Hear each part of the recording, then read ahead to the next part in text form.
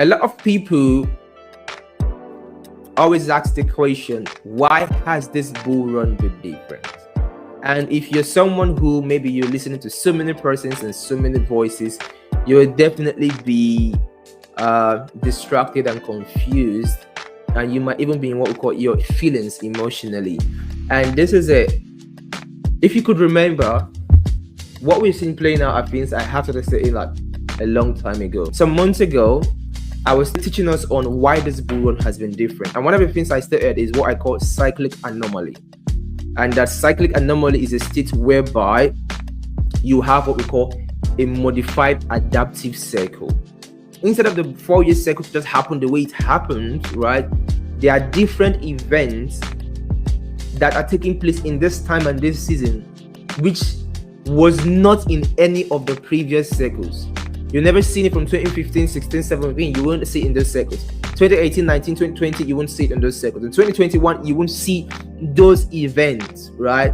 And now we're having a cluster of every one of these things put together. We're getting the ETFs, we're getting the sports, we're getting the approval, we're getting institutional volume in a way it's never been before. We're getting Trump, the halving as well. When you put all these events together, when you look at the last 3 events that have happened in the space, the last 3 cycles, there's like one thing that's happened in each of these cycles is happening in this combined, right? And then there's something entirely different that was never in any of these cycles happening. So that is what gives birth to what we call cyclic anomaly.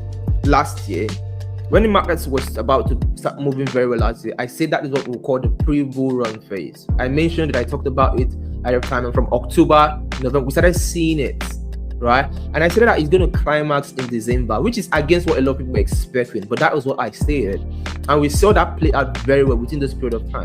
And then now a usual expectation, which is a normal cycle, is you want to get that kind of fundamentals even into the new year, and you just get the rally just goes on and but that is not how it's going to be. So when we got into the new year, I started making emphasis of the bear market coming. I mean, from level to level for the past 2, 3, 4 years, I have been sharing these levels for us, giving these hints for us.